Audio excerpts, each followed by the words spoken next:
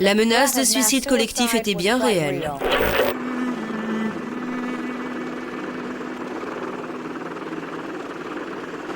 « 914 personnes ont été abattues ou bien sont mortes après avoir bu du jus de fruits empoisonné. La tuerie du Guyana, suicide collectif ou massacre, eh bien le mystère reste entier. Un bilan terrible dû à un ancien pasteur, Jim Jones. Beaucoup d'enfants pleuraient, mais lui demandait aux adultes de ne pas leur dire qu'ils allaient mourir, de ne pas leur dire que c'était atroce, qu'il fallait que tout le monde meure dans la dignité. Novembre 1978. Le monde entier découvre le plus grand massacre de l'histoire récente des États-Unis. Au fin fond de la jungle guyanaise, Jim Jones vient d'entraîner de gré ou de force 908 de ses adeptes dans la mort.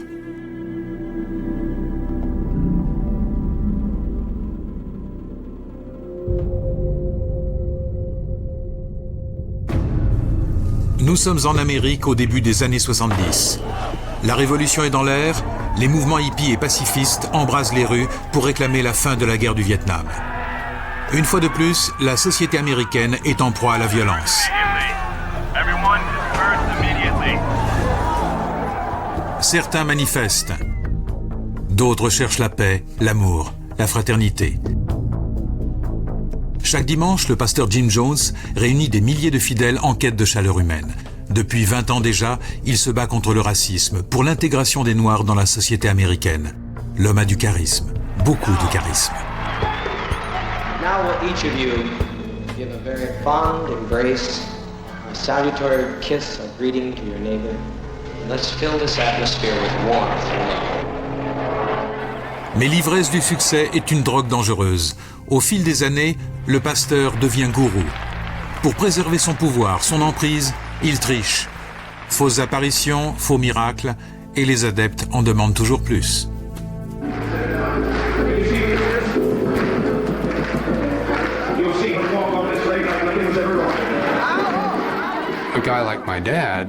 Mon père devinait ce que vous vouliez voir et entendre, et il vous le donnait. Quels que soient vos désirs intimes, si vous fuyez quelque chose ou si vous rêviez d'aller quelque part, papa avait ce pouvoir troublant de le deviner.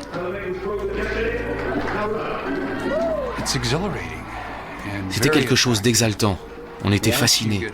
Et une fois qu'on était tombé sous le charme, on avait beaucoup de mal à décrocher.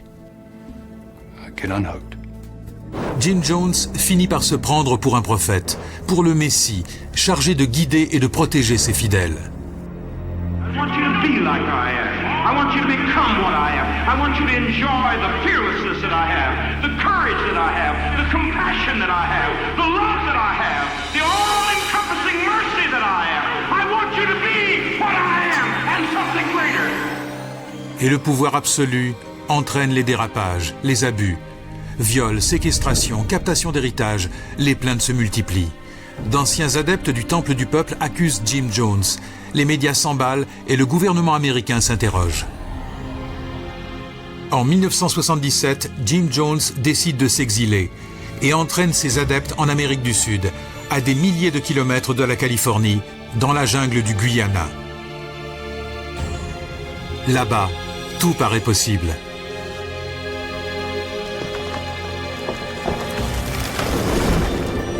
Au milieu de nulle part, Jim Jones et les fidèles du Temple du Peuple s'installent sur 1500 hectares de forêt vierge et construisent leur paradis d'inspiration marxiste. Son nom, Jonestown, la ville de Jim Jones. On travaillait beaucoup, entre 16h et 18h par jour. En moins de 18 mois, plus de 120 hectares sont défrichés et une trentaine d'habitations construites. On voyait le résultat de notre travail. On construisait une ville. Pour un jeune, ça le rend fier. Et ça rendrait fier n'importe qui de participer à un tel projet.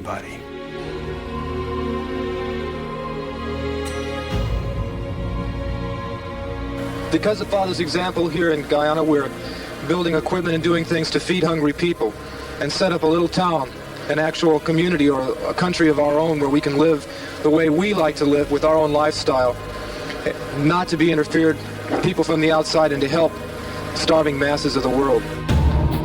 Aux États-Unis, les accusations se multiplient et Jim Jones pousse ses derniers adeptes restés en Californie à venir le rejoindre. Les familles affluent, attirées par la description paradisiaque de la vie à Jonestown. La propagande est efficace. It's the most beautiful place I've ever been in all my life. There's so many wonderful things about it. This is a beautiful place here, and it's fun over here. It's really good.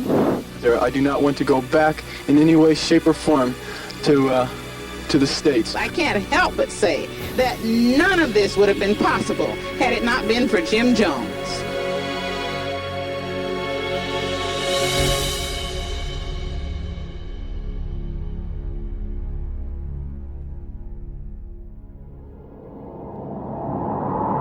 Nous allons vous raconter l'histoire des 5 derniers jours qui ont précédé le drame de Jonestown. Mardi 14 novembre, 11 000 mètres d'altitude. À bord du vol régulier en provenance de New York, le député américain Leo Ryan et son assistante Jackie Speier. Le Congrès américain les envoie en mission officielle pour vérifier les conditions de vie à Jonestown.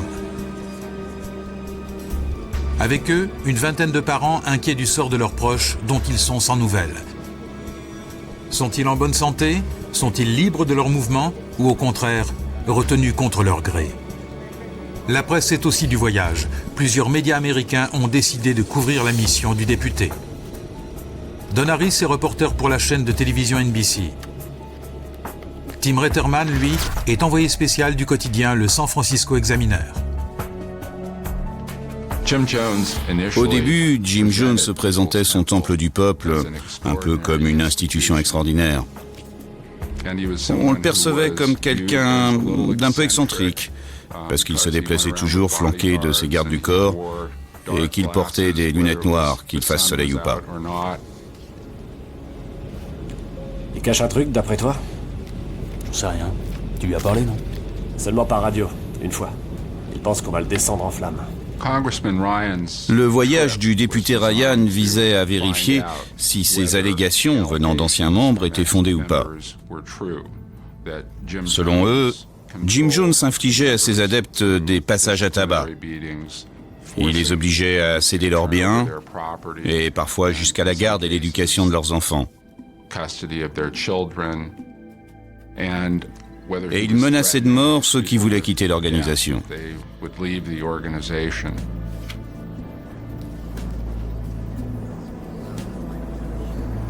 Mes amis, on va bientôt atterrir à Georgetown.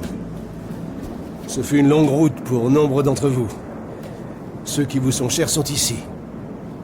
Je peux vous assurer qu'on fera tout pour vérifier qu'ils sont bien sains et saufs, et qu'ils sont en paix, et que là-bas, on prend soin d'eux comme il faut. Autrement dit, on n'a toujours pas d'invitation officielle.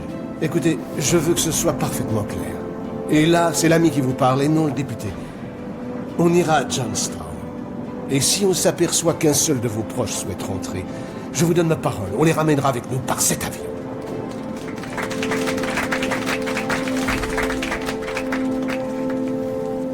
Monsieur le député, je voulais vous dire... Merci encore. Si on est là, c'est grâce à vous. Je peux? Bien sûr. Elle aura 22 ans dans une semaine. On espère toujours qu'ils s'en sortiront bien. C'est votre ex-femme? Oui. Elle s'appelait Linda en ce temps-là. Aujourd'hui, c'est Sharon. Jones l'a obligée à changer. Vous savez pourquoi? Il connaissait une autre Linda qu'il détestait. Donc maintenant, aucune fille ne doit s'appeler Linda. Ne vous faites pas de soucis, Sherwin. Tout ira bien, vous verrez.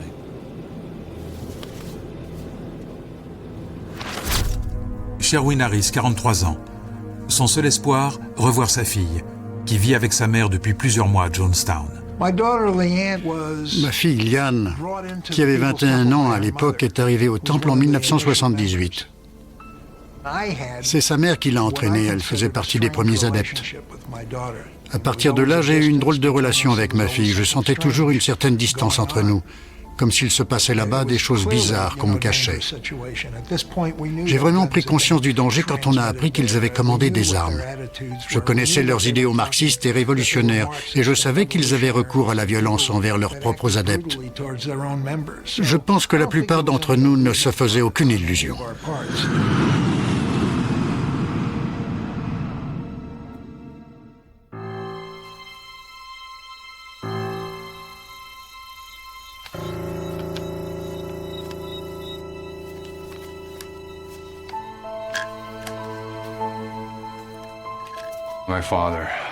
Toute son existence tournait autour de ceux qui vivaient sous son emprise.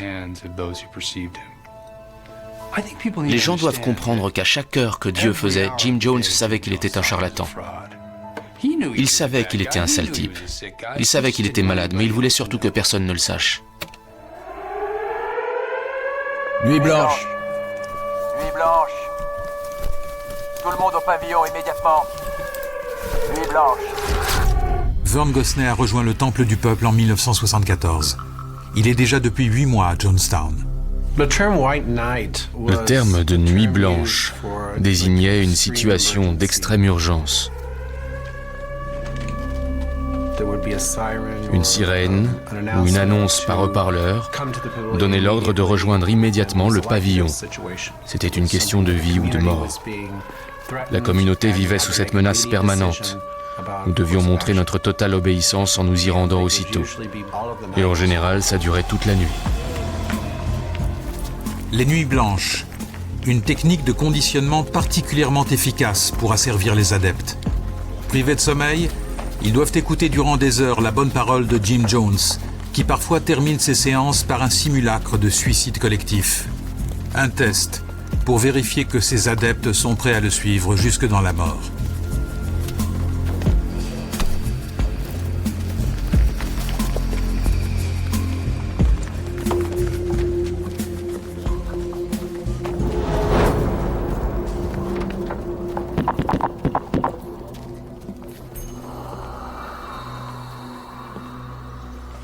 Je suis le meilleur ami que vous aurez jamais et à tout point de vue, je ferai ce qu'il faut pour protéger cette communauté. Est-ce que vous me suivez? Est-ce que vous me suivez? L'assemblée était entourée de gardes armés, de revolvers et de fusils. C'étaient des gens que je connaissais depuis des années. Ils étaient armés et ils ne pointaient pas leurs fusils au dehors, mais vers nous. On se sentait emprisonné dans un camp sous haute surveillance.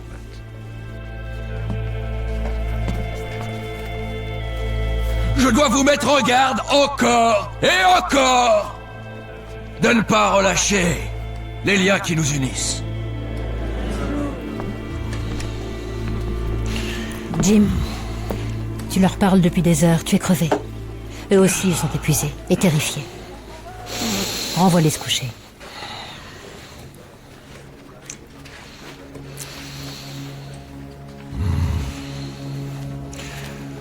Bon, allez. Ça va, allez dormir, c'est bon. Vern Gosnell a perdu sa femme 4 ans plus tôt au cours d'un accouchement. L'enfant a survécu et vit lui aussi à Jonestown. J'étais très vulnérable. J'ai décidé d'aller à Jonestown pour qu'il fasse de moi un bon révolutionnaire. J'espérais qu'en vivant là-bas, j'arriverais à combler mon vide intérieur. Mais à peine arrivé, j'ai voulu repartir. Seulement personne n'était libre de quitter cet endroit. J'ai pris un énorme risque en confiant à mon copain de chambrée que je voulais m'enfuir.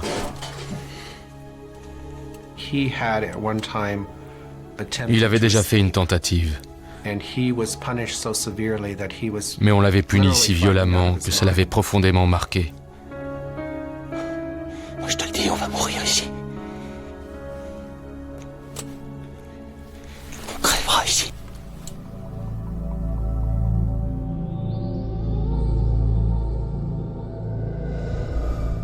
Parmi les adolescents de Jonestown, il en était au statut très particulier. Stephen Jones, le propre fils de Jim Jones. Le 14 novembre, il quitte le village avec l'équipe de basket qu'il dirige. Les jeunes doivent participer à une compétition dans la capitale. À cet instant, Stephen ignore qu'il voit ses parents pour la dernière fois. Papa était inquiet à l'idée de voir partir notre équipe de basket pour Georgetown. Il savait que le député allait arriver. Je pense qu'il craignait qu'on en profite pour se révolter. Ma mère a pressenti tout cela et a fortement encouragé notre départ. Vous avez la possibilité de faire ou de défaire la réputation de Jonestown. Vous devrez montrer de la force. Vous devez être fort et inspiré. T'as un énorme potentiel, Stephen. Ce que vous ferez quand ils marqueront, vous applaudirez comme ça et vous reprendrez tout de suite vos places. D'accord? Alors, à chaque panier marqué par les autres, vous applaudirez gentiment. Juste comme ça, bien gentiment. Croyez-moi, les mecs, j'ai connu ça aussi de mon temps. Ne cède pas à ses provocations. Il essaie par tous les moyens de vous empêcher de partir. Allez, prends ton mal en patience.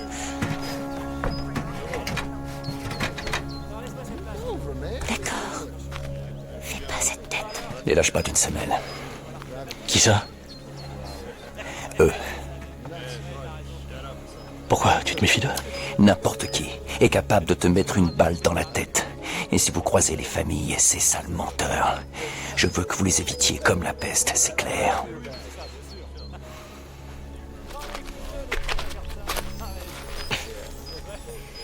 Tu as été parfait. Au revoir, mon bébé. Surtout, prends bien soin de toi. À très bientôt, chérie. Je me souviens lui avoir dit au revoir. Je me souviens qu'on s'est regardé pendant longtemps. Je me rappelle qu'elle avait des larmes aux yeux, et moi aussi. On s'est dit à bientôt. Pour moi, il n'y avait aucune ambiguïté là-dessus. Mais aujourd'hui, avec le recul, je doute qu'elle y ait cru.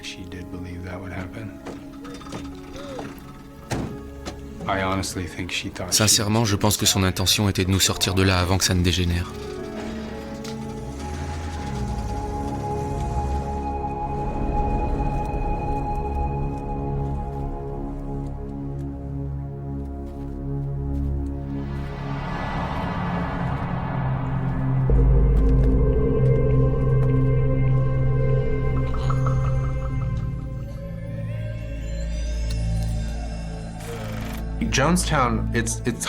Il est difficile de faire comprendre à quel point Jonestown était un endroit isolé.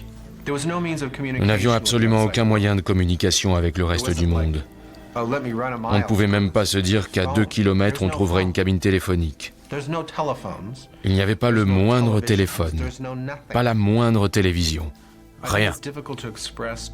Il est très difficile de décrire la réalité des choses aux gens qui n'ont pas vécu ce genre d'expérience et qui vous répondent simplement « Mais dans ce cas, pourquoi n'es-tu pas parti ?» C'est une situation terrible dans laquelle on finit par perdre toute lucidité. D'un côté, on œuvre pour une cause dans laquelle on croit profondément. De l'autre, il repoussait sans cesse nos limites un peu plus loin, et encore un peu plus loin, et encore un peu plus loin. Et nous, on continuait à vouloir croire dans notre rêve, alors qu'il s'était déjà transformé en cauchemar.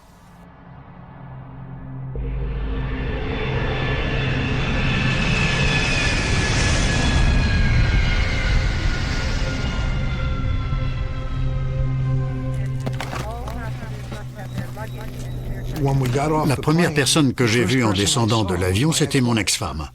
Elle faisait partie des chefs de file, des adeptes les plus fervents. C'était une fanatique, quoi. Le genre à se barder de bâtons de dynamite et à faire sauter la baraque. C'est dire si elle prenait son engagement au sérieux.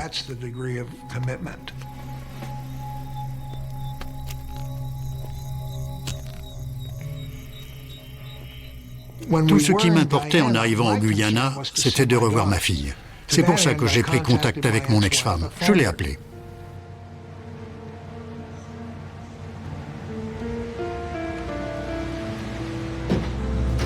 Non, je ne cherche pas à séparer qui que ce soit. Je ne suis en conflit avec personne. Arrête de dire ça, je t'en prie. Si je suis venu voir Liane. Sharon, je ne veux pas de discussion.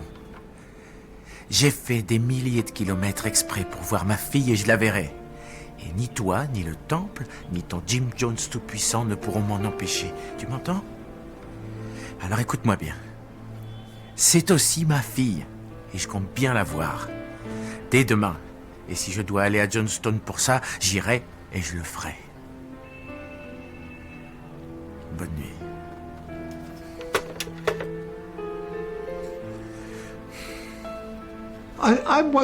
Ce qui m'importait, ce n'était pas tant de pouvoir entrer dans Johnstown que de revoir ma fille. Je voulais passer toute la durée de mon séjour avec elle et savoir exactement ce qui se passait là-bas. J'adorais ma fille, j'ai toujours été un père très attentif. Dès l'instant où elle est née, j'ai compris que sa vie dépendait entièrement de moi. C'était aussi simple que ça. J'étais responsable d'elle. J'étais très jeune quand elle est née, mais ça n'avait aucune importance. J'aurais remué ciel et terre pour elle. Jim Jones avait installé une représentation de la secte dans la capitale guyanaise. Une vaste maison qui accueillait les membres en transit. Parmi ses résidents, l'ex-femme de Sherwin Harris. Allez, rendors-toi. Ainsi que ses 2 derniers enfants.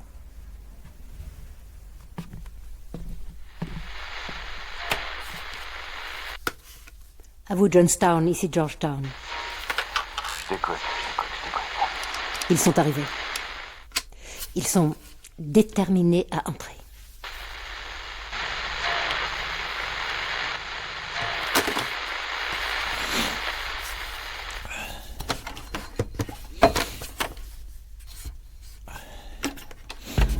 À cet instant, Jim Jones sait qu'il est au pied du mur.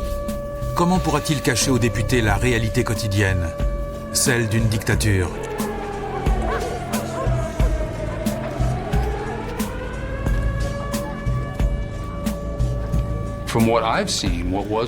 Pour ce que j'ai pu en voir, ce qu'on dénonçait était malheureusement vrai et terrible à endurer. Torture, insultes, tromperies, vols, fausses guérisons, administration forcée de drogue, punitions infligées aux enfants, terreur. Jim Jones régnait par la peur sur ses adeptes, en majorité des Noirs américains, et les persuadait qu'aucun retour en arrière n'était possible. Il nous faisait le récit permanent des horreurs dans lesquelles les États-Unis étaient en train de s'enliser. On y construisait soi-disant des camps de concentration pour les gens de couleur. Des organisations racistes comme le Ku Klux Klan patrouillaient le long des frontières. On parlait même carrément d'une menace de guerre nucléaire. Et nous étions précisément dans l'un des lieux les plus sûrs au monde pour échapper à cet holocauste. Nuit blanche. Nuit blanche. Tout le monde au pavillon, immédiatement. Nuit blanche. Nuit blanche. J'avais confié à mon copain de chambrée que je voulais partir, et lui-même s'était confié à quelqu'un d'autre.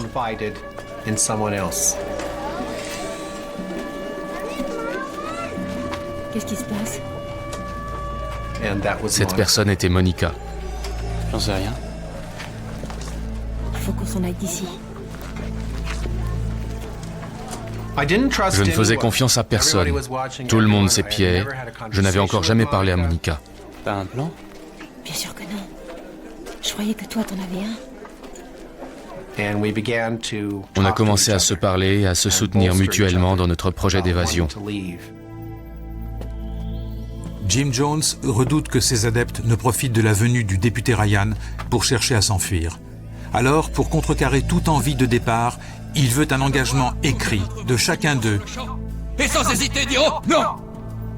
Non, je ne rentrerai jamais! Les conditions de vie à Jonestown ne permettaient pas aux gens de raisonner objectivement. J'étais hébété. Je me sentais épuisé émotionnellement, mentalement et spirituellement. Mon seul sentiment était que je ne savais pas ce qui allait m'arriver. Non, je refuse de voir les gens de ma famille. C'est ça que vous devez dire, parce que si votre famille est venue avec le député Ryan, si vos familles sont venues avec lui, alors c'est que vos familles ne valent pas mieux que lui. Je ne savais pas ce qui était prévu exactement. Mais je me suis dit que je devais me concentrer sur le député Ryan pour obtenir son aide.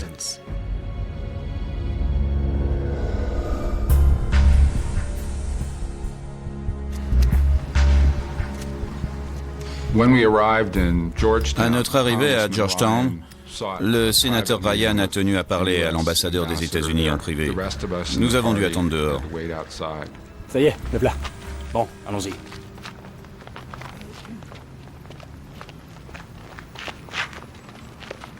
Alors, quelles sont les nouvelles? Je viens de faire une visite guidée de Johnstown. On vous a téléporté, monsieur le député? J'ai vu des diapos, j'ai vu les conditions matérielles qui semblent correctes, particulièrement les constructions. Mais je n'ai pas d'infos sur les conditions psychologiques. Maintenant, coupez les caméras, les gars. Ok, Bob, éteins la caméra et toi, remballe ta perche. L'ambassade refuse d'intervenir au nom du respect de la vie privée. Et le gouvernement guyanais refuse d'intervenir car il ne donne pas à Johnstown un statut officiel. C'est quoi alors? Une vague association de fermiers, juste une bande de hippies communistes qui sèment des graines et font des gosses. Des hippies communistes qui déposent des millions de dollars dans leur banque. Laissons ça de côté pour le moment. Alors c'est quoi votre plan? Qu'est-ce qu'on fait? J'en sais rien. Mais je trouverai. Avec ou sans l'aide du gouvernement.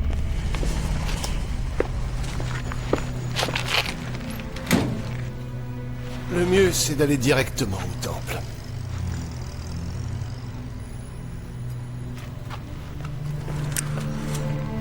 Laissons-lui un jour.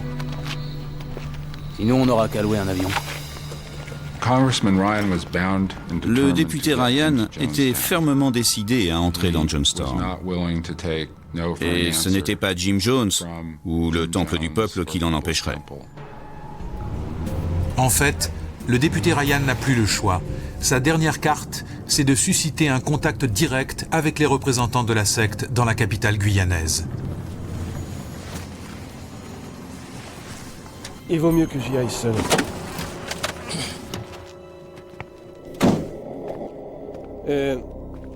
Si je suis pas revenu dans, disons, 5 minutes, lâchez les chiens.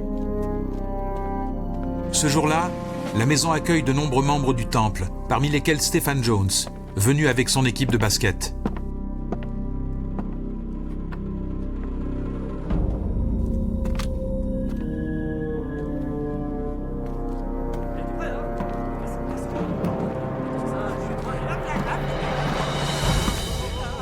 Bonjour, je suis Léo Ryan, le méchant. Bonjour. Je me souviens avoir vu le député entrer.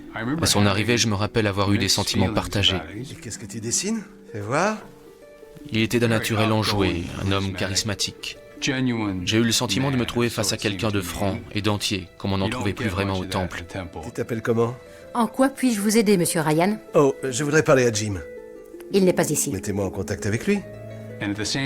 Et en même temps, je pensais, pour qui tu te prends pour entrer comme ça chez nous? Je dois vous demander de partir. Ah, Léo Ryan, vous avez dû entendre parler de moi? Stephen Jones, un peu, ouais. Ah, qu'est-ce qui vous amène en ville? Des matchs de basket. On joue en tournoi contre l'équipe nationale guyanaise. Et ça se passe bien? Bah, à vrai dire, on s'est fait ramasser sur les 2 derniers matchs, mais en tout cas, on va essayer de prendre notre revanche. Faites-moi signe si vous avez besoin d'un remplaçant. Je raterai tous les paniers, c'est sûr, mais nous, les hommes politiques, on sait faire passer les balles et les budgets. Monsieur le député, on n'entre pas ici comme dans un moulin. Calme-toi, Sharon, il essaie d'être sympa. J'aimerais vous demander 2 ou 3 choses. Vous vous plaisez là-bas, à Johnstown? C'est comment? Ton père te demande à la radio.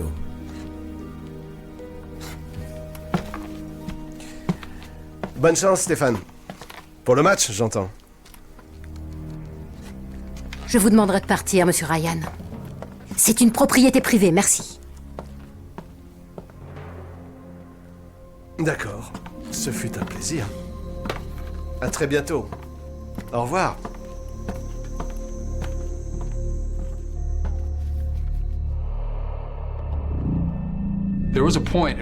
Mon père nous a ensuite fait parvenir ses ordres par radio, comme d'habitude.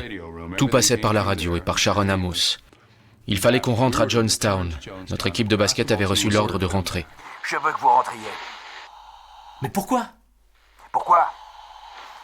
On a besoin de vous ici, voilà pourquoi. McElven rentre demain matin. Je veux que tu partes dans son camion et que tu rentres... Rentre avec toute l'équipe. Écoute, tu l'as dit toi-même, papa. On est là pour donner une bonne image. Y a pas à discuter. Pour une fois, on s'amuse et on joue au basket. Vas-y, toi, parle-lui. Parle-lui. Stéphane, je crois vraiment que tu devrais rentrer.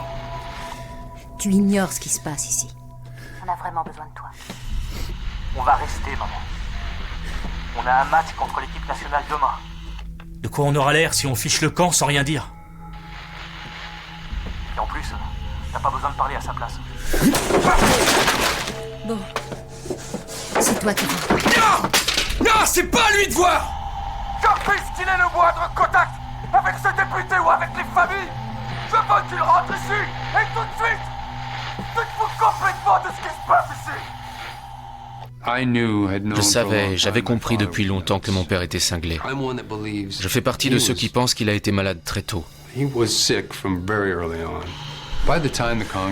Quand le député est arrivé, mon père se droguait déjà depuis quelques mois.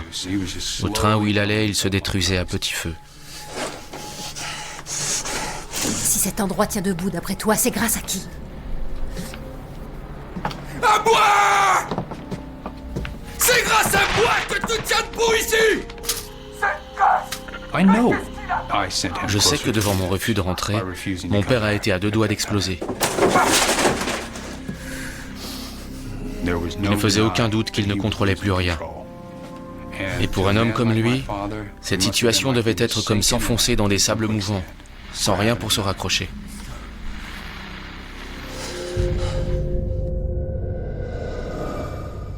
Vendredi 17 novembre. L'avocat de Jim Jones, Charles Gary, arrive de San Francisco. Il doit encadrer la délégation du député lors de sa visite à Jonestown. Mais il apprend que Jim Jones vient de changer d'avis. Comment ça, on ne va plus à Jonestown? Si je suis venu jusque dans ce trou perdu, c'est pour emmener Ryan à Jonestown. Qui a changé les plans, Sharon? Toi? C'est Jim, d'accord? C'est la faute de Ryan, de toute façon. À débarquer sans crier gare. C'est n'importe quoi. Ça va, c'est Jim qui a voulu annuler la visite. J'en ai marre de vos palabres. Je prendrai l'avion de 13 heures pour Miami. C'est compris? L'avocat défend les intérêts de Jim Jones depuis 1 an et demi et ne cesse de plaider l'ouverture et le dialogue. Écoute-moi, Jim. Je suis un homme vertueux. Je suis vertueux, tout comme cette communauté. Ils veulent détruire tout ce qu'on a. C'est ridicule. Ils refusent qu'ils nous fassent du mal. Ils veulent nous enlever nos enfants. Jim! Depuis si longtemps. Jim! Ça suffit. Ce que je vais te dire est simple. En clair, tu as 2 solutions. Tu peux dire au Congrès américain d'aller se faire voir. Tu peux dire aux médias d'aller se faire voir, ce que tu as toujours fait d'ailleurs, contre mon avis. Tu peux envoyer toutes ces familles se faire voir, mais si tu fais ça, inutile de compter sur moi. J'arrête tout. Je ne te suis plus. Donc, l'autre solution est celle que je me tue à te conseiller depuis toujours. Tu invites les médias, tu invites le député, tu invites les familles qui s'inquiètent. Et tu les laisses découvrir par eux-mêmes à quel point notre paradis est magnifique.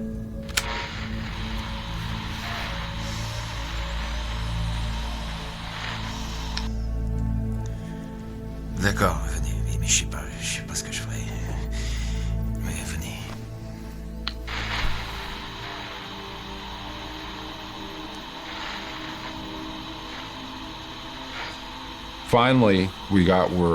Finalement, après les négociations entre le député, les avocats du Temple du Peuple et Jim Jones, on a appris que nous allions être autorisés à entrer dans Jonestown.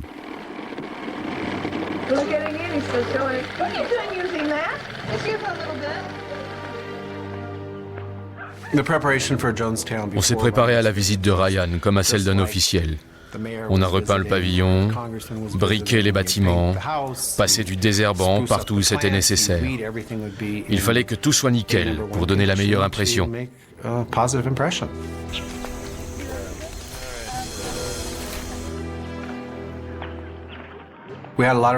Ensuite, on nous a soumis à un nombre infini de séances de répétition pour nous mettre dans le crâne ce qu'il faudrait dire s'il venait.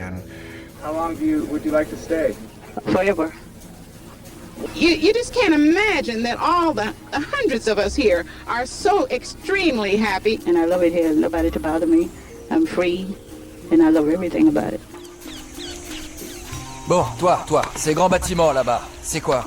Des habitations. Et combien de personnes vivent dans ces maisons en moyenne? 4 ou 5, 2 couples dans chacune. Non. Faut pas dire ça, dis juste 4 ou 5, voilà, c'est tout, rentre pas dans le détail. Ça va, suivante. Qu'est-ce qui ne te plaît pas ici? Je n'ai aucun reproche à faire. J'ai eu des possibilités ici qu'ailleurs je n'aurais pas eu aux États-Unis. Et que penses-tu des États-Unis? C'est bien là-bas, pour ceux qui veulent y vivre. C'est très bien. On ne dit rien de pro-soviétique, et encore moins d'anti-américain. C'est compris? Oui. Bon, ok. Monica, quel mot utiliserais-tu pour décrire Johnstown? Je dirais que c'est un endroit très agréable. On avait constamment l'impression que c'était eux contre nous. Jones nous avait dit que le député Ryan allait débarquer, que le comité des parents et les journalistes qu'il nous présentait comme le mal incarné allaient venir, et qu'ils venaient pour nous détruire. Les gens s'entendent bien, qu'ils soient blancs ou noirs, et... Moi, je dirais simplement que c'est une communauté. Johnstown est une communauté. Bon, au suivant. Tout le sort de la communauté dépendait de leur avis. Il fallait que tout se passe sans incident pour qu'ils rendent un avis très favorable sur Johnstown.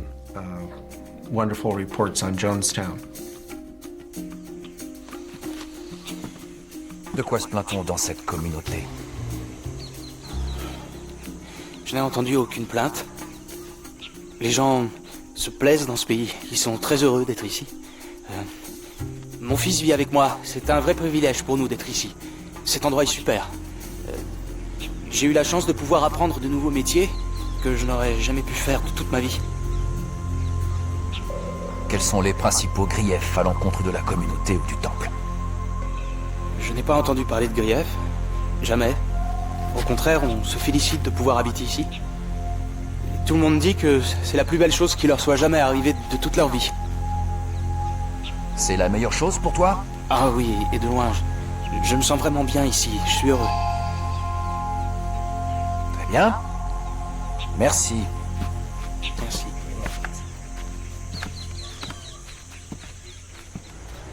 Au même moment, à 400 km de là, Sherwin est toujours en pourparlers pour tenter de voir sa fille. Liane vient ici? Quand? Non, c'est parfait. Je ne tiens pas à aller à Johnstown. Non, si elle vient ici, bien sûr, je l'attendrai. D'accord. Déjeuner, c'est... Déjeuner, dîner, ça m'est égal. Oui. Attends. Une minute. Pardon. C'est bon, vas-y, je note. Lama. Garden. Parfait. Non, je trouverai. Oui. D'accord. Eh, Linda. Sharon. Je te remercie. Au revoir.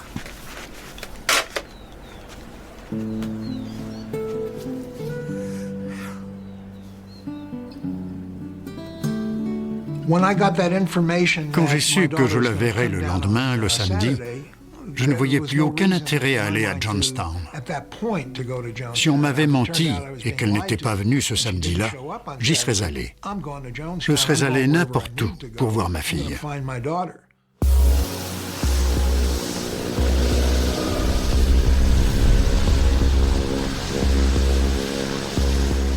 Vendredi 17, début d'après-midi. Le député Ryan a loué un avion pour acheminer journalistes et parents jusqu'à Johnstown. Allez, en route, l'avion est prêt. Il dit que c'est la Constitution!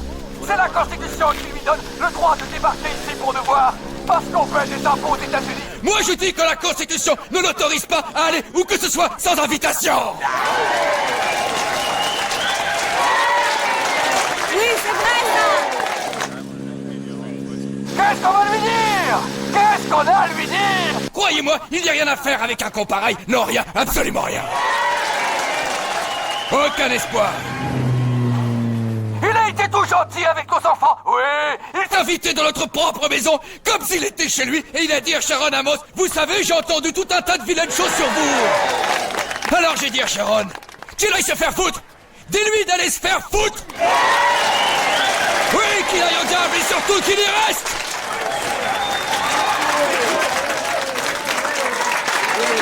Vous savez quoi? Rien ne nous oblige à lui expliquer quoi que ce soit.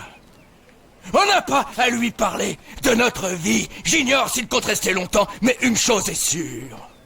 Si jamais il est encore là, à la fin de la journée, il va vraiment le regretter.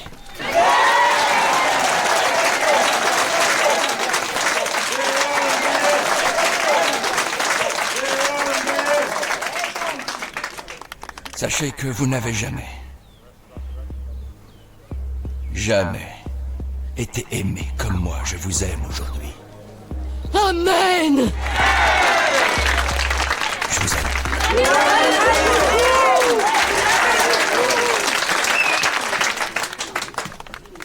Monica,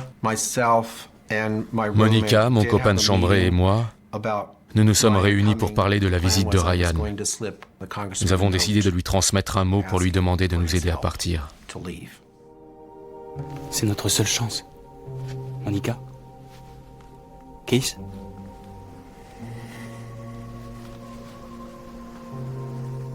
Et ton fils, Vern? Si je lui dis, j'ai peur qu'il nous dénonce. Sur le papier, j'ai écrit « Vernon Gosney et Monica Bagby, s'il vous plaît, aidez-nous à sortir de Jonestown. »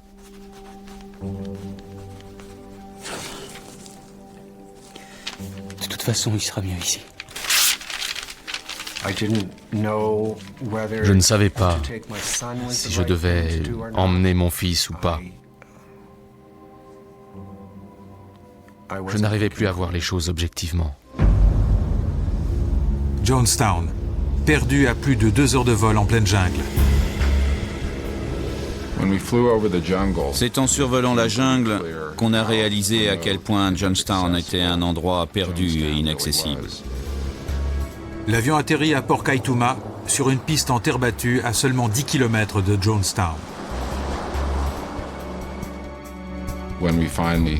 Port Kaituma était une piste de fortune. Et là, on a compris qu'il était pratiquement impossible de quitter Jonestown.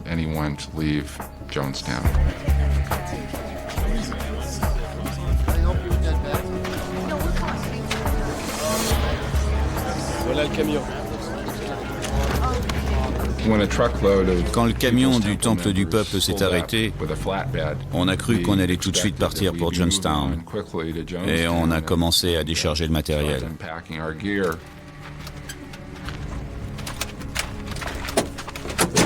Monsieur le député,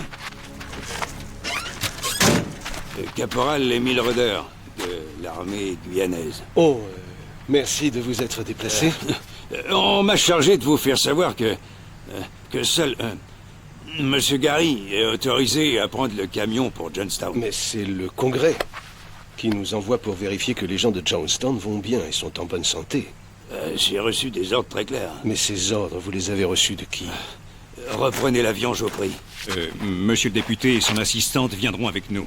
Monsieur Gary, on m'a dit que... Peu importe ce qu'on vous a dit. Là, c'est moi qui décide. Si on vous fait des ennuis, je vous couvre. Suivez-moi. Et les autres? Oh, c'est bon, je m'en occupe. Merci. Ne tentez pas de venir par vous-même.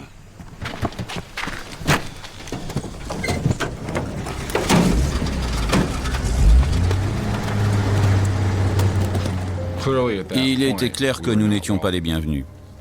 Et il ne nous restait plus qu'à attendre.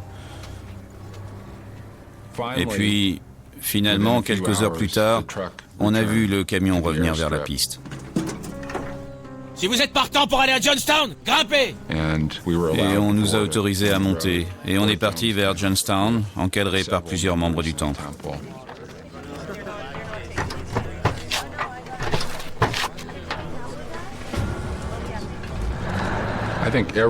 Je pense qu'on savait tous que ce voyage n'était pas sans risque.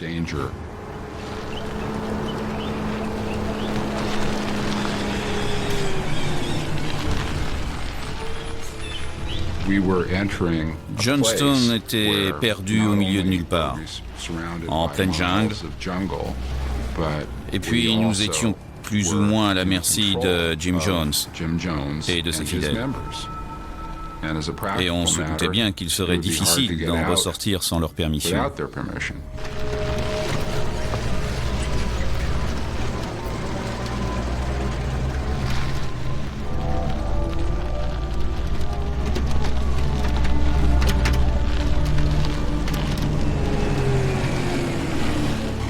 La première réflexion que je me suis faite en arrivant à Johnstown, c'est qu'il avait fallu une sacrée dose de volonté et de courage pour construire un truc pareil au milieu d'un tel endroit. Vraiment, c'était un tour de force impressionnant. Votre attention, s'il vous plaît. S'il vous plaît. Les journalistes vont arriver. Il est probable qu'ils voudront prendre des photos de vous, mais ceux qui ne veulent pas être photographiés sont libres de refuser. Il y avait des centaines de personnes autour du pavillon. On nous a accompagnés directement jusqu'au révérend Jim Jones.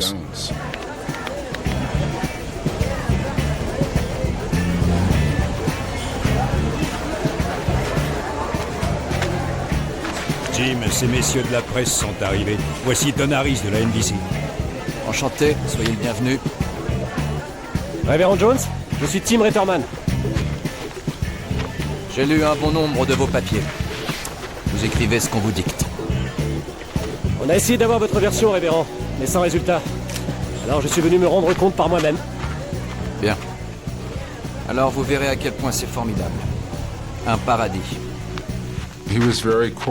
Il était très cordial, mais c'était troublant de le voir aussi affaibli. Le plus inquiétant, c'était surtout sa façon de parler. Est-ce que je peux vous poser quelques petites questions? Pourquoi avez-vous décidé de nous laisser entrer chez vous maintenant, 1 an après la première demande?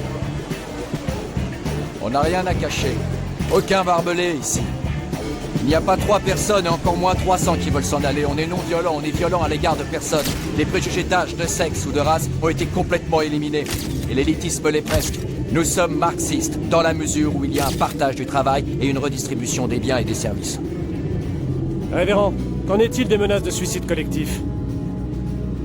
Ce que j'ai dit, c'est qu'il est préférable de se tuer que de tuer quelqu'un. À quoi ça sert d'un travail de progrès? Il a commencé à tenir des propos complètement paranoïaques sur ses ennemis, et puis il s'est mis à délirer de façon à peine audible.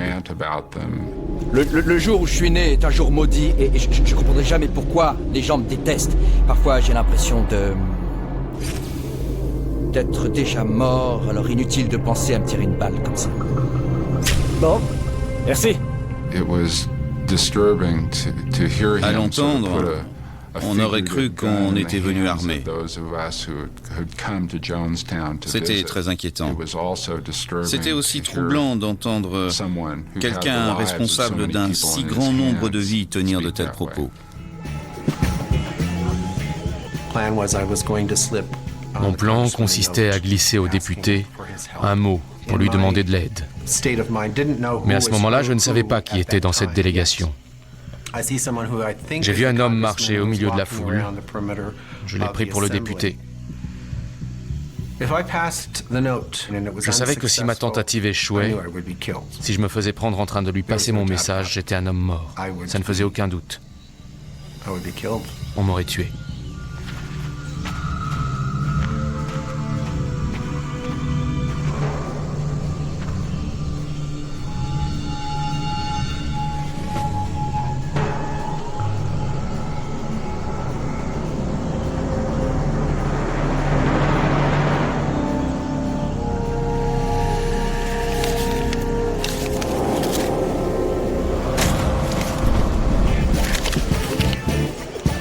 Vous avez perdu ça?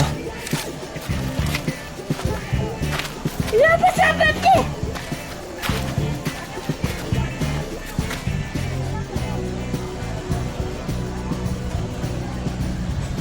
C'est quoi cette histoire? Hein? Il a perdu un truc, je l'ai ramassé, c'est tout. Pas de quoi s'affoler.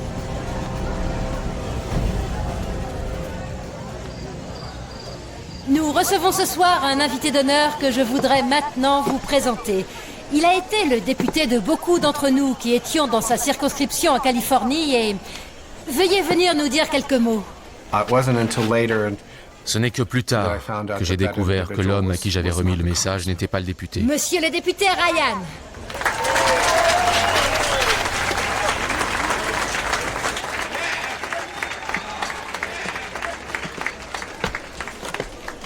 Merci, Marceline. Je n'ai pas l'habitude de parler en public. C'est ça, ouais. On vous la fait pas. Non, je suis ravi d'être ici. J'ai déjà croisé un ancien étudiant à moi et également une petite camarade de ma fille aînée, du lycée Mills à Burlingame. Nous menons une enquête parlementaire, vous le savez, et je suis ici pour répondre aux questions qui ont été posées sur votre façon de fonctionner ici. Mais d'ores et déjà, si je résume, il ressort des discussions que j'ai pu avoir avec vous ce soir, qu'en dépit de certaines rumeurs, il y en a parmi vous qui pensent qu'habiter ici est de loin la meilleure chose qui leur soit arrivée.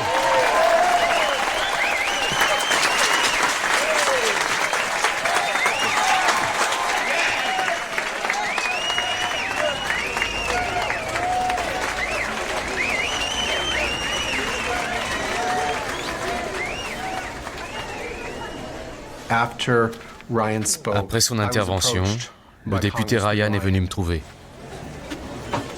C'est vous, Vernon Gosney? Vous avez écrit un mot demandant à quitter Johnstown? Absolument. Il n'y a pas de souci, je vous garantis que vous serez le premier dans l'avion de demain. Le député Ryan n'avait absolument aucune idée de l'enfer dans lequel il venait de pénétrer. Demain, ça risque d'être trop tard, monsieur le député. On a encore beaucoup de travail. Vous êtes en danger, il faut que vous le sachiez. Tout se passera bien. On est sous la protection de notre cher Congrès. Demain. J'ai compris, après avoir discuté avec lui, qu'il ne réalisait pas vraiment à quel point il était en danger.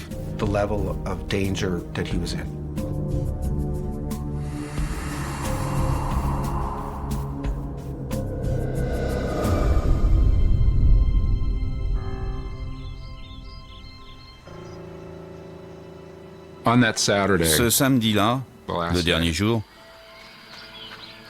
je me suis demandé combien d'autres personnes allaient vouloir partir. En fait, Ryan m'a dit qu'en plus de ce Vernon, quelqu'un d'autre l'avait abordé.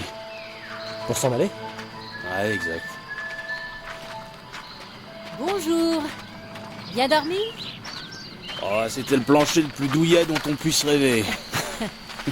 Marceline Jones, qui était la femme de Jim Jones, a fait faire le tour du camp à certains d'entre nous. Voici une de mes plus grandes fiertés, si je peux me permettre.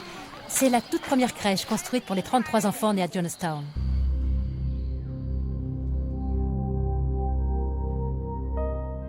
Marceline Jones était visiblement très fière de tout ce qui avait été construit à Johnstown, notamment l'école, la crèche, le dispensaire construit pour ses enfants. C'était sa fierté, sa source d'inspiration et sa force. C'est plutôt évolué comme lecture. Ce sont des enfants plutôt évolués. Hey! Salut, toi. Je m'occupe de lui, Vernon. Je crois qu'il te réclame au pavillon. D'accord?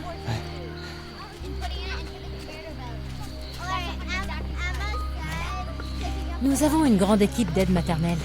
Bien sûr, ce n'est jamais assez, car nous avons près de 300 enfants à Johnstown.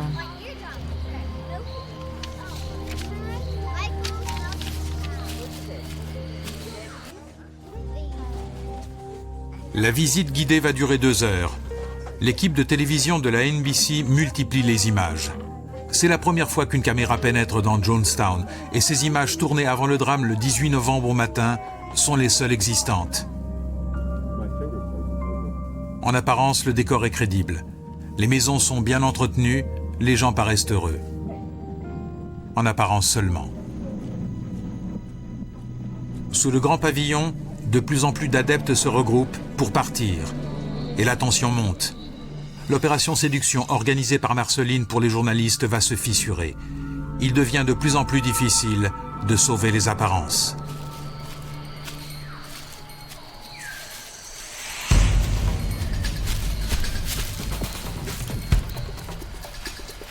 Tim, je vais par là-bas. Il y a un truc qui se trame.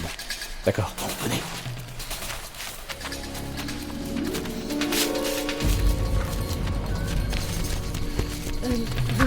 Est-ce que vous voulez visiter le dispensaire?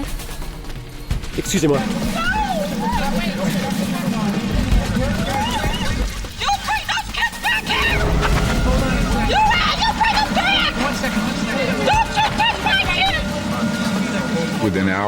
Quelques heures nous ont suffi à comprendre que les deux personnes qui avaient transmis le mot aux journalistes n'étaient pas les seules à vouloir partir.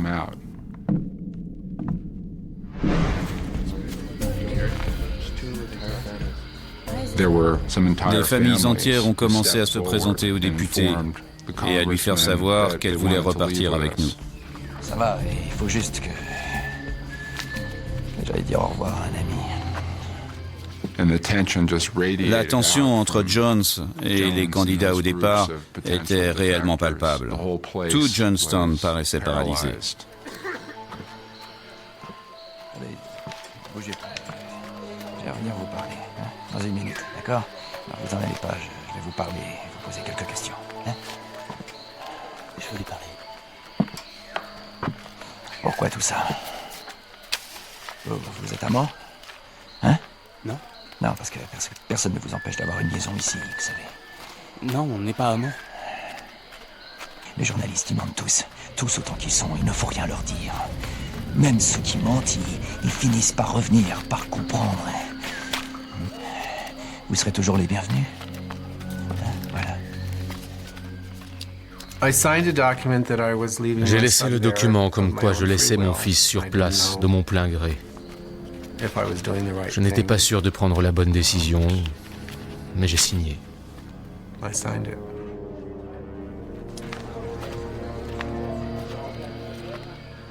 Combien vous en avez jusqu'à présent? Il va falloir un deuxième avion. À peu près une douzaine de personnes avaient fini par se présenter et tout insistait pour partir. Je m'appelle Monica Bagby. Je souhaite quitter Johnstown de mon plein gré. Et je veux rentrer aux États-Unis. C'est tout là? Je m'appelle Vernon Gosney. Et je souhaite quitter Johnstown de mon plein gré. Je veux rentrer aux États-Unis. Je me sentais déchiré. D'un côté, je me disais que mon fils qui était noir allait souffrir du racisme du gouvernement américain et qu'il était certainement mieux ici.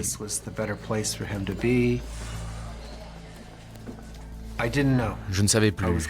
J'étais désorienté. Et maintenant? Maintenant, mon petit bagage. Le camion va partir. Je ne sens pas d'y aller seul. Non, moi non plus. Cette dame a dit qu'elle allait m'accompagner. Tu devrais faire la même chose.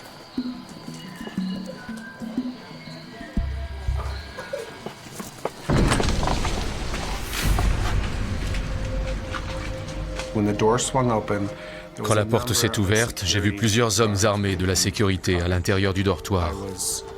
Ça m'a pétrifié. J'étais complètement terrorisé.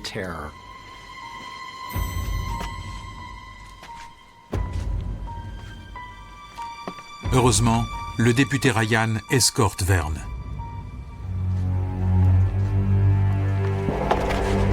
Qu'est-ce que tu fous, Vern? Il fait ses bagages.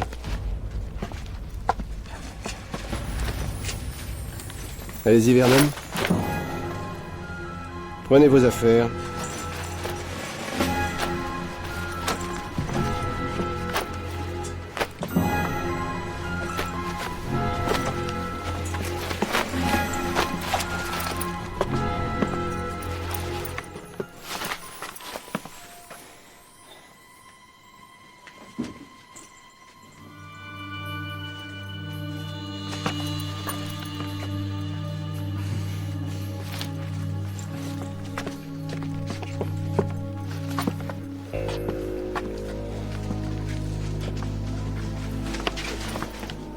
Merci.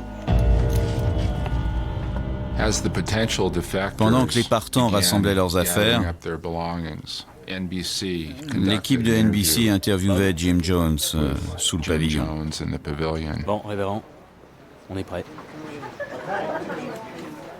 Jamais on n'atteint les buts qu'on se fixe. Et moi, je suis perfectionniste.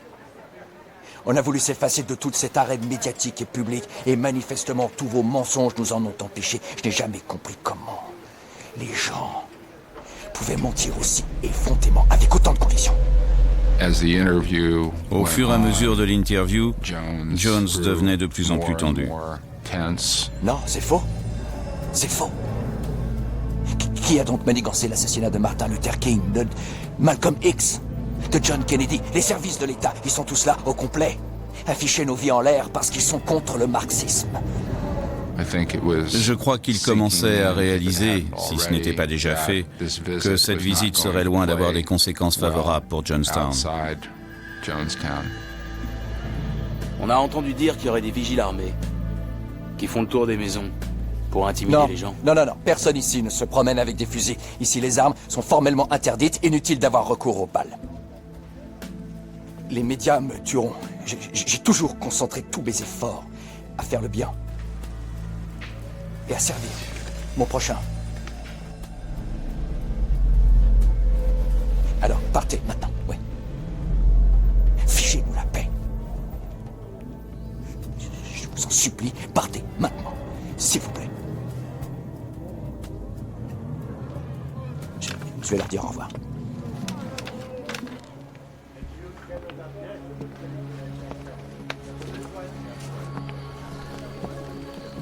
Sale traître, ordure! Pourri! J'espère qu'ils vont dégommer l'avion! J'ai vu mon fils rapidement. À bientôt, d'accord.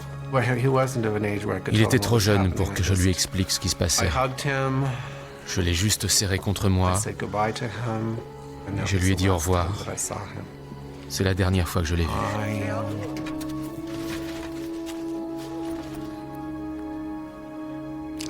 Que vous dire d'autre? Je ne sais pas.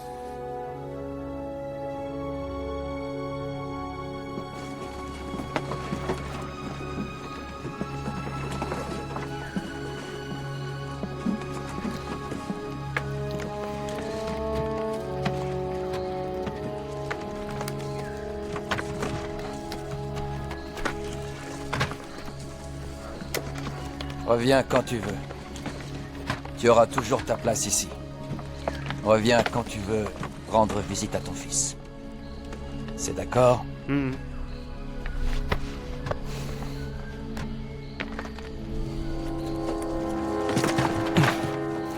Reviens quand tu veux.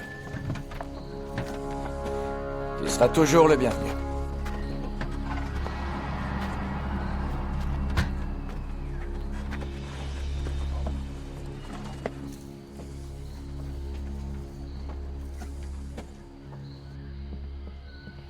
Révérend, juste une question. Quelle est votre réaction devant tous ces événements? Vous avez tenté de les empêcher de partir? Non. Je regrette qu'on puisse nous détruire de l'intérieur. Tout ce qu'on veut, c'est qu'on nous laisse en paix. Il avait l'air abattu, honteux, mais aussi en colère. En réalité, son attitude trahissait le fait que le départ de quelques membres de Jonestown allait causer sa perte et celle du Temple du Peuple. Il allait être démasqué, et on allait découvrir ce qui se passait vraiment à Jonestown.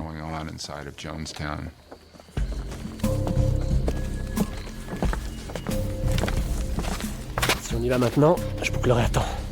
Où est Ryan? Il reste ici pour aider les autres à partir. Il y en a d'autres qui se barrent? Ouais, même si dit le contraire. Merci.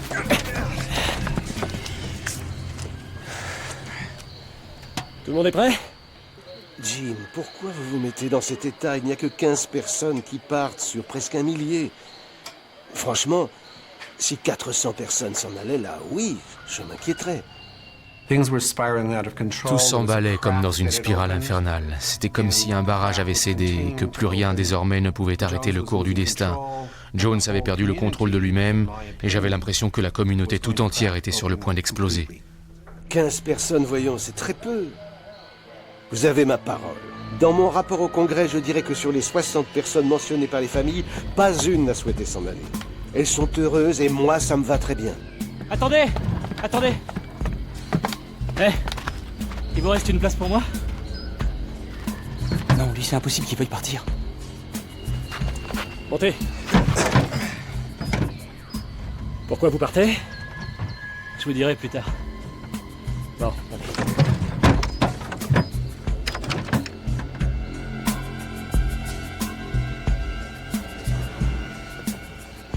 Jim, ce que vous avez entre les mains ici est magnifique.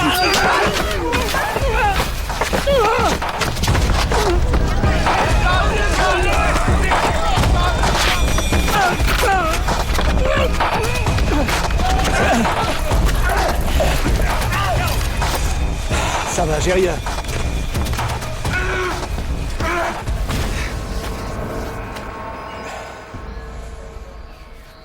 Alors là, ça change la donne, pas vrai?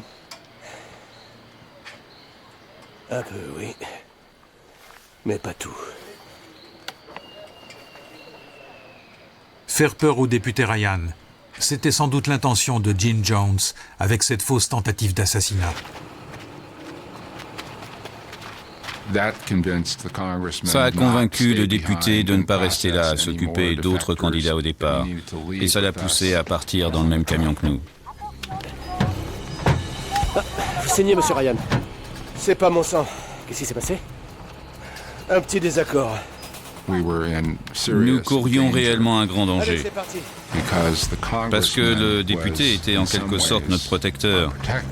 Et le voir comme ça, la chemise maculée du sang de son agresseur, les cheveux complètement ébouriffés, ça nous a rappelé à quel point nous étions dans une situation périlleuse. Je crois qu'on ne souhaitait plus qu'une chose, rejoindre la piste au plus vite et grimper dans l'avion avec les membres du temple qui avaient déserté. Quand le camion a démarré, je suis resté intimement convaincu qu'on n'arriverait jamais à sortir de là.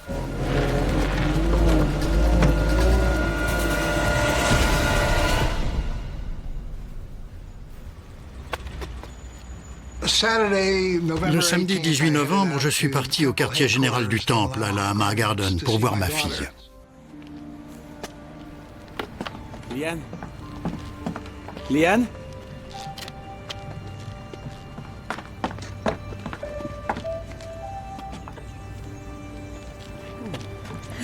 Bonjour. Salut. Liane.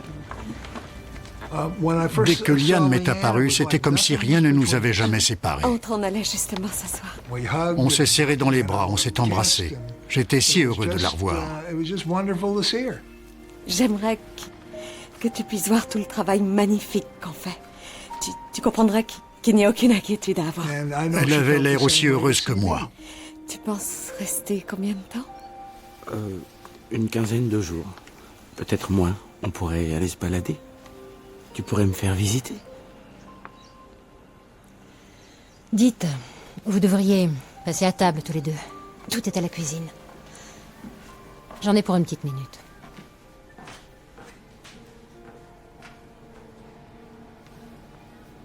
Je suis si heureux de te voir, Liane. J'ai souffert, tu sais.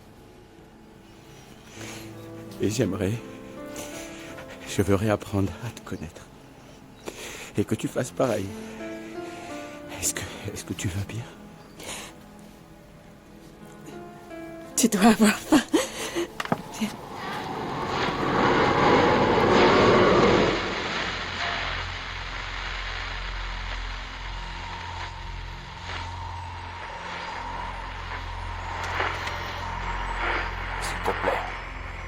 S'il te plaît, occupe-toi de tout le monde. De tout le monde, Jim. Oui, tout le monde. À Georgetown. Tout le monde. Y compris les familles. Il faut qu'on se venge.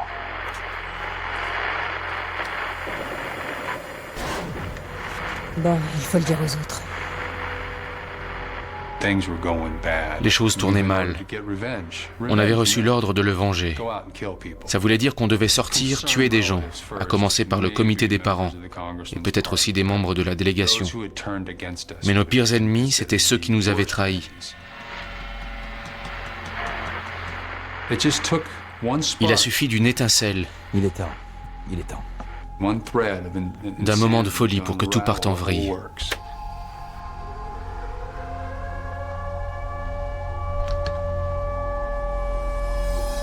Nuit blanche. Nuit blanche. Tout le monde au pavillon, immédiatement. Nuit blanche. Nuit blanche. Tout le monde au pavillon, immédiatement.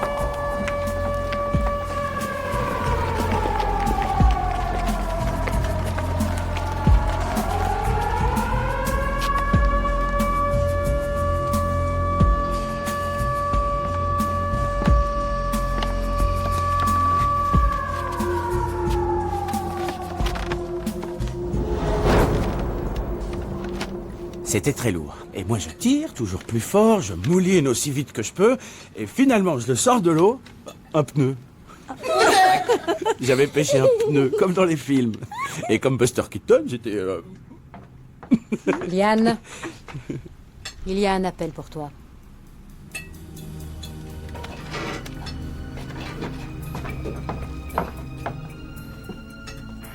On venait de recevoir le message quand Liane nous a rejoints.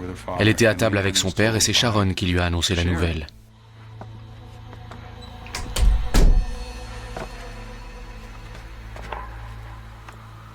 Liane, on vient de recevoir les ordres. On doit mourir. D'accord. Elle a pris la nouvelle très calmement et ça m'a glacé. C'était la réalité et pourtant on nageait en plein surréalisme. Est-ce que je retourne à table? Tu devrais faire partir ton père. En vitesse. On venait de demander à cette fille de 21 ans d'interrompre le repas qu'elle prenait avec son père parce qu'on allait devoir mettre fin à nos jours, pour dire les choses un peu brutalement. Moi, j'étais terrifié, absolument terrorisé à l'idée de ce qui devait être en train de se passer à Jonestown. Jim Jones était un homme prévoyant. Depuis plusieurs semaines déjà, il avait constitué un stock de cyanure de potassium liquide, un poison extrêmement violent qui va être mélangé à des somnifères et du jus de fruits. J'aurais voulu que mon père se trouve une pièce isolée pour se tirer une balle dans la tête, mais je ne le croyais pas capable de retourner une arme contre lui. Et je ne pense pas qu'il aurait supporté l'idée de partir seul. Il avait une vision du monde tellement pessimiste. Il estimait qu'il valait mieux pour tout le monde qu'ils en finissent en même temps que lui.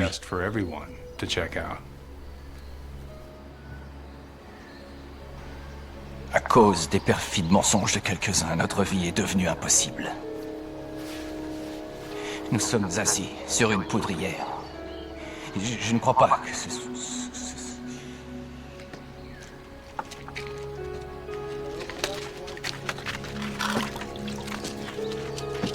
Écoutez-moi tous. Tous les plus grands prophètes de l'humanité ont dit la même chose. Je ne permettrai à personne de m'ôter la vie. C'est moi qui la déposerai aux pieds de mes oppresseurs.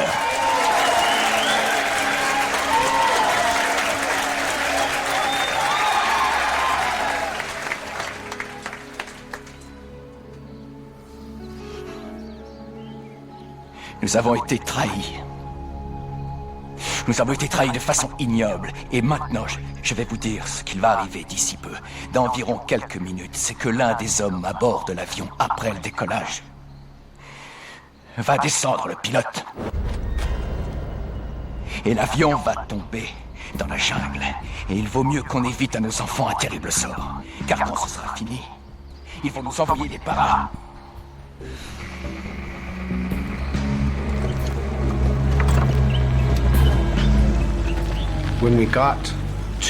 En arrivant sur la piste, j'avais toujours le sentiment d'un danger imminent. J'avais l'impression que quelque chose de terrible allait arriver. Les candidats au départ sont plus nombreux que prévu. Le député Ryan a dû affréter un deuxième avion pour emmener tout le monde. Pendant que les gens embarquaient, un tracteur transportant des hommes s'est approché de la piste. Je savais qu'il n'avait aucune raison de revenir et c'est là que j'ai compris que ça pouvait bel et bien dégénérer. On nous avait dit à Monica et moi d'embarquer dans le petit avion. C'est dans celui-là que les gens sont d'abord montés. Désolé les amis, désolé, mais c'est pour la sécurité de tous avant de monter. On a voulu vérifier que personne n'embarquait avec des armes. Parce qu'on ne savait pas si les gens qui disaient vouloir partir étaient vraiment tous sincères.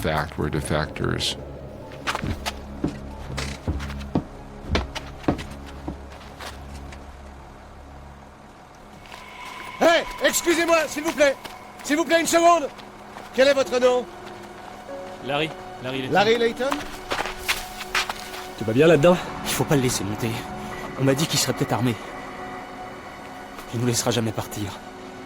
Jones, je veux dire. On va décoller dans 5 minutes, ça ira. Merci. Bon vol, au revoir.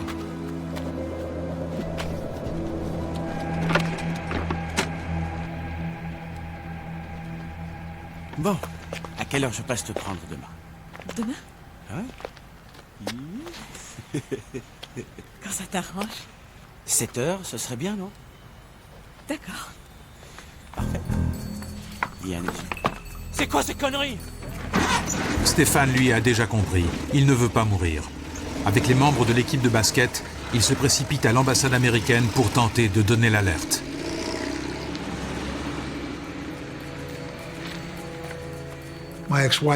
Mon ex-femme est sortie de la salle radio au rez-de-chaussée et elle m'a embrassé sur la joue pour me dire au revoir. Je voulais te remercier encore. Quand elle m'a embrassé, c'était pour me dire adieu. Ma chérie. Moi, j'étais plutôt optimiste dans l'ensemble. Nous avions des projets pour le lendemain. Les choses avaient l'air d'avancer. Je pensais qu'elles avaient compris mon message. À demain, 7h pile? D'accord. S'il vous plaît, à l'hôtel Pégase. Je me sentais léger. Je me disais qu'on faisait des progrès.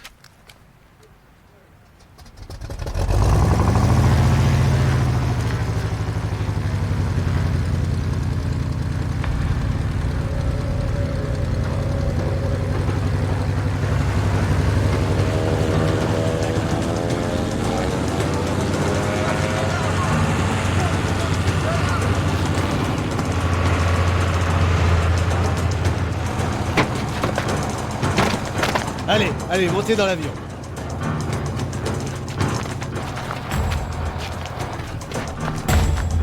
Attention, éparpillez-vous! Éparpillez-vous, vite! À l'abri, tous!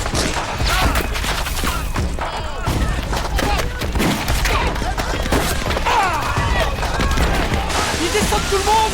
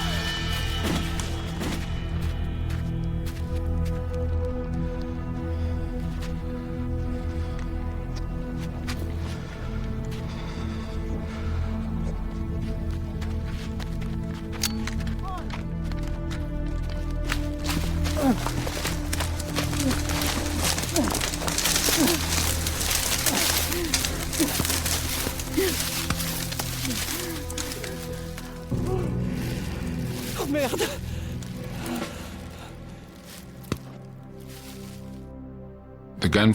La fusillade s'est arrêtée. Ensuite, il y a eu plusieurs coups de feu isolés. tiré à une demi-minute d'intervalle, peut-être. Maybe a half minute.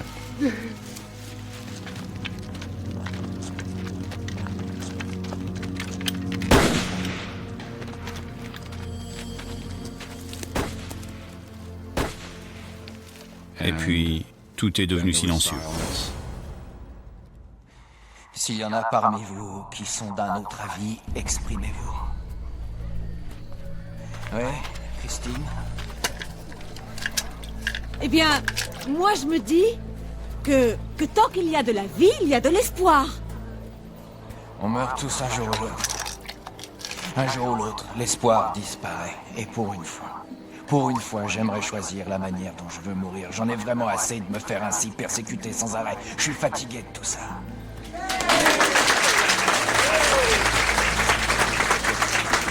Je suis pas prête à mourir. Non, je ne crois pas. Mais quand je vois tous ces bébés, je crois que... eux, ils ont le droit de vivre, non?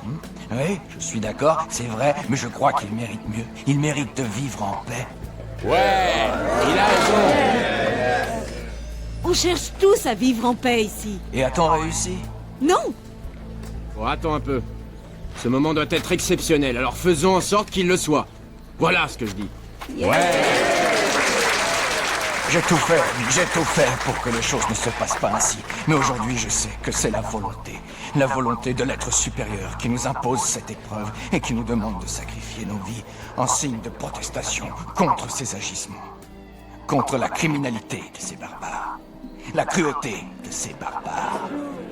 Maintenant, je sais que tout ça est inutile, totalement inutile. Qu'est-ce que c'est que ça? Qu'est-ce que c'est que ça?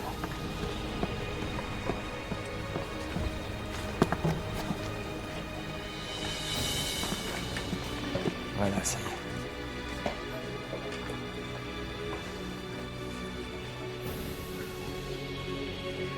Tout est terminé. Le député est mort, assassiné.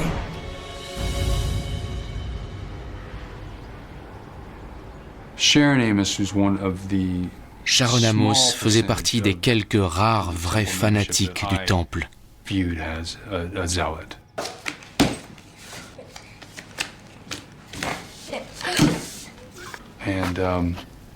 il est clair que vers la fin, elle était tout aussi malade que mon père.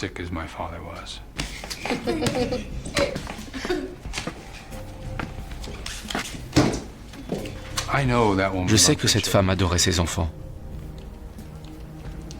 Et je ne cherche en aucun cas à expliquer ou à justifier son geste, mais je sais qu'en faisant ça, elle était persuadée qu'elle les sauvait. Si nous leur donnons nos enfants, alors nos enfants souffriront pour le reste de leur jour. Pour vaincre, nous devons tomber. Paul a dit, je ne suis pas né à la bonne époque. Eh bien, moi non plus, je ne suis pas né à la bonne époque, tout comme vous. Et le meilleur témoignage qu'on puisse laisser derrière nous est de quitter ce monde pourri.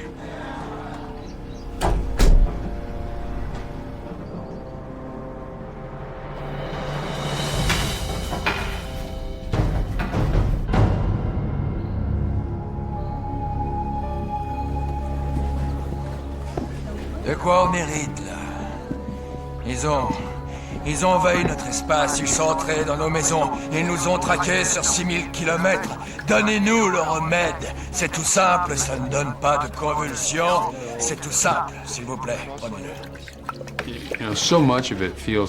La plupart des victimes ne pouvaient pas échapper à leur destin.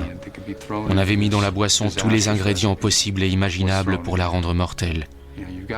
Et face à eux, il y avait mon père, déjà plongé en plein délire. Est-ce que vous allez renier celui qui a tué le député? Je ne sais pas qui a fait ça. À cause de ce que mon père leur avait mis dans le crâne, cette foule d'habitants de Jonestown, qui étaient à la fois démoralisés, épuisés et qui souffraient de malnutrition, avait fini elle aussi par devenir dingue, dans une certaine mesure. C'est tout simple. S'il vous plaît, prenez-le. Prenez-moi ça. Et qui furent les premiers à mourir?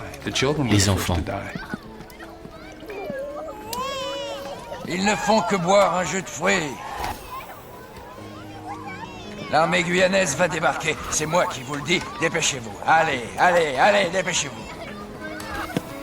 Je suis sûr que beaucoup de gens croyaient sincèrement qu'ils étaient perdus, que les soldats allaient entrer en force et leur enlever leurs enfants, et qu'ils allaient mourir ou souffrir atrocement. Tout ce qu'ils font, c'est boire un jus de fruits. Maman, voyons, je t'en prie, maman.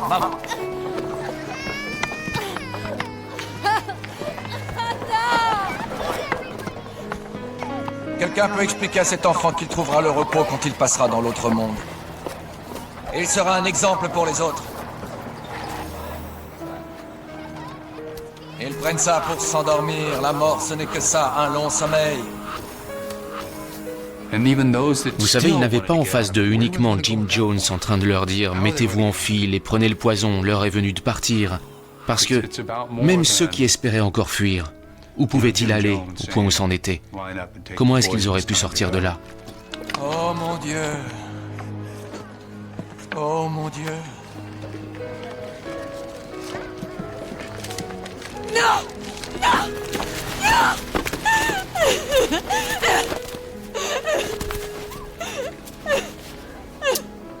Arrêtez!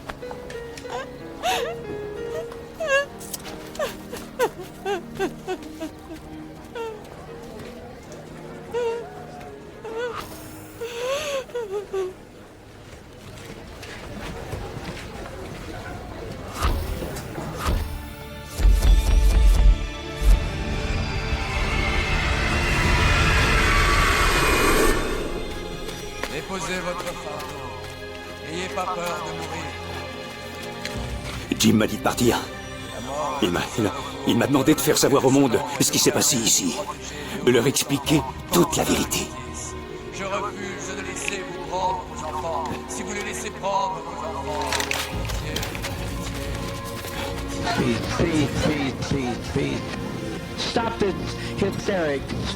Lay down your life with dignity. Don't lay down with tears and agony. I tell you, I don't care how many screams you hear. I don't care how many anguished cries. Death is a million times preferable to 10 more days of this life. If you knew what was ahead of you, you'd be glad to be stepping over it. If we can't live in peace, then let's die in peace. We've set 1,000 people who say we don't like the way the world is. Take our life from us. We laid it down. We got tired. We didn't commit suicide. We committed an act of revolutionary suicide, protesting the conditions of an inhumane world.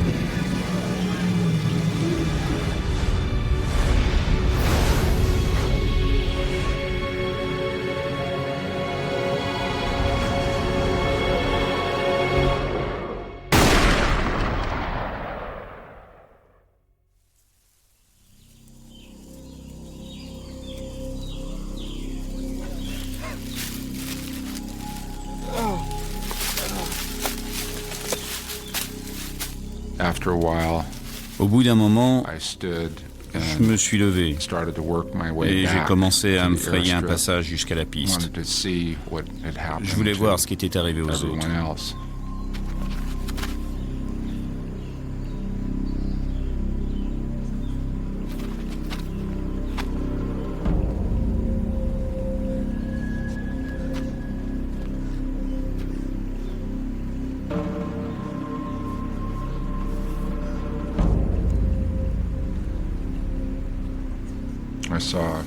J'ai vu plusieurs corps à terre et vu les blessures de certaines victimes. Il était clair que les hommes du temple les avaient achevés d'une balle dans la tête.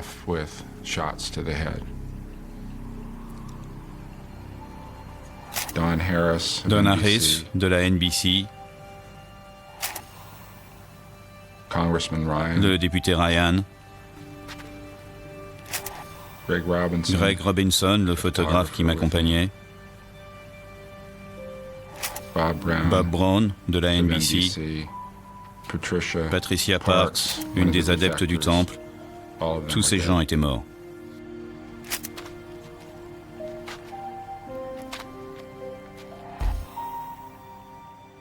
L'embuscade de Port Kaituma a fait 5 morts, dont le député Leo Ryan. 10 autres personnes ont été blessées mais ont survécu, parmi lesquelles Jackie Speier, l'assistante du sénateur. Jones a envoyé ses hommes de main sur la piste pour abattre le député et les autres. Et pour pouvoir dire ensuite à ses fidèles, plus aucun pays, plus personne ne veut de nous, maintenant car nous avons tué le député. Il n'y a plus aucun espoir.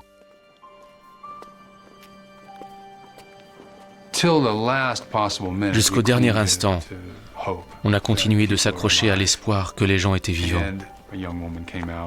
Mais là, une jeune femme est venue vers moi et m'a appris que Sharon avait tué ses enfants et qu'elle s'était suicidée. Sharon était persuadée que le sort réservé à ses enfants serait pire encore et qu'il valait mieux qu'ils meurent.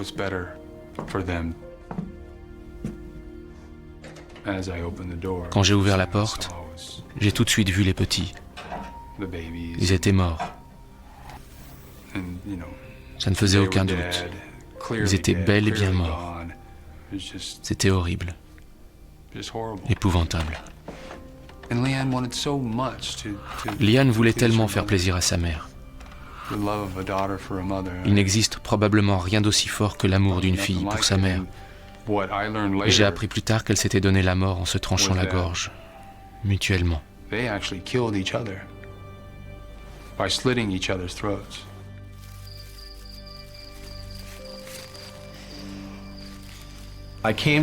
J'ai repris connaissance quelques heures plus tard, et je savais que plusieurs heures s'étaient écoulées car il faisait nuit. J'entendais des bruits de pas dans les broussailles.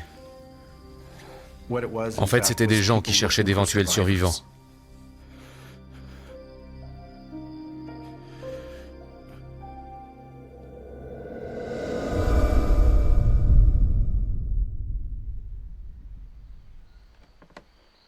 À Jonestown, seule une poignée de membres du temple qui se sont cachés ou se sont enfuis dans la jungle ont survécu. Hyacinthe Trash, 76 ans, fait partie de ces quelques miraculés.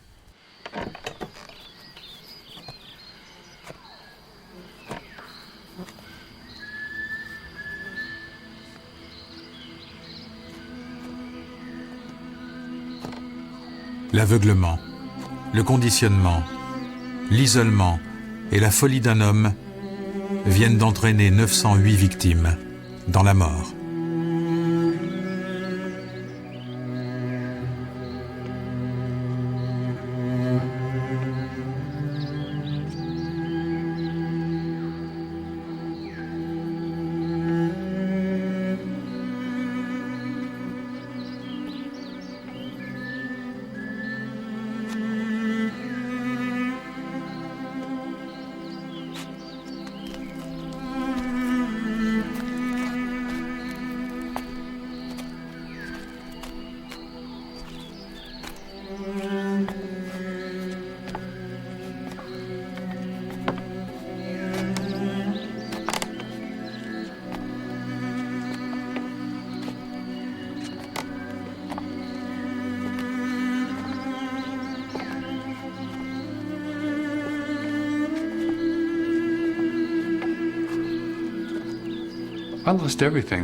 J'ai tout perdu ce jour-là.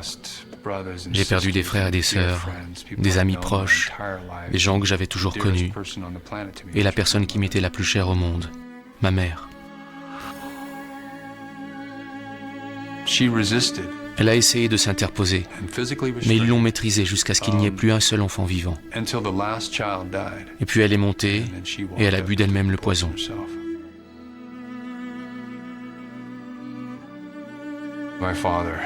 Mon père, je peux vous dire que je n'ai jamais regretté sa mort.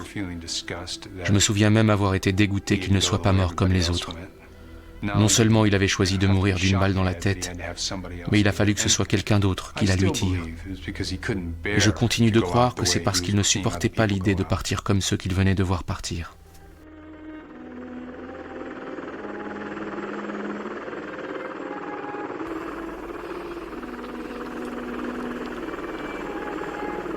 Je tiens Jim Jones pour responsable de tout ce qui s'est passé. Il voulait être sûr qu'il n'y aurait pas de gagnant. S'il ne gagnait pas, personne ne devait gagner.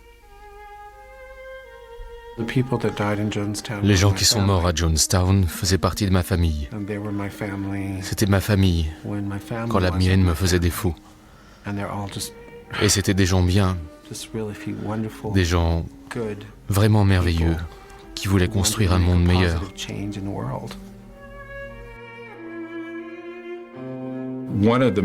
On a parlé à tort de suicide collectif, alors qu'en fait, ça a été un véritable massacre. They lie. What can I do about lies? Are you people going to leave us? I just beg you, please leave us. Cette tragédie est arrivée parce que Jim Jones ne voulait pas qu'on sache ce qui se passait au sein de sa communauté. Il ne voulait pas que les déserteurs de Jonestown témoignent. Il ne voulait pas que les journalistes diffusent leurs reportages. Et il ne voulait pas que le député raconte toute l'histoire.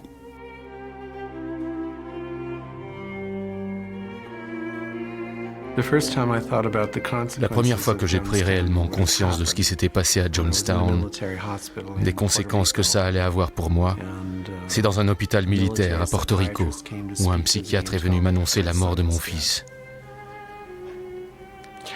Je ne me remettrai jamais de la perte de mon fils. Jamais je n'ai vécu quelque chose d'aussi douloureux. J'ai tellement de remords, tellement de culpabilité quand j'y repense. Et j'y repense sans arrêt. J'aurais tellement aimé prendre une autre décision.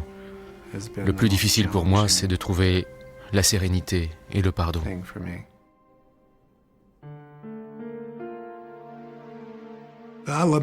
J'aimais tellement ma fille et je l'ai perdue. Je souffre. Ça fait des années que je vis avec cette douleur immense. En acceptant de témoigner, je voulais voir si j'avais toujours autant de chagrin. Je sais aujourd'hui que je suis capable de renoncer au chagrin tout en gardant le souvenir de ma fille. Elle est pour moi bien vivante, pour toujours. Et aujourd'hui, je renonce au chagrin.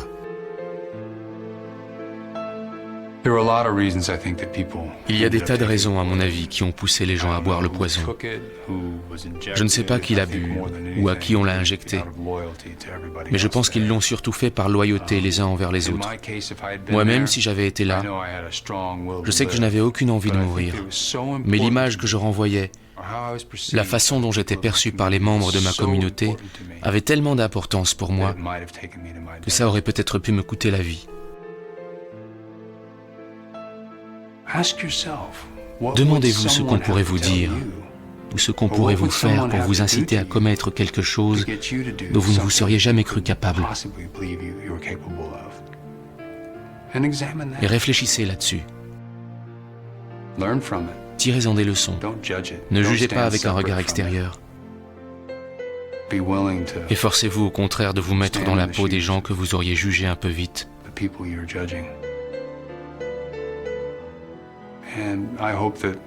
Ce que j'espère, c'est que nous saurons tirer les leçons de ce massacre et de la manière dont ces 900 et quelques personnes ont été tuées, afin qu'elles ne soient pas mortes pour rien.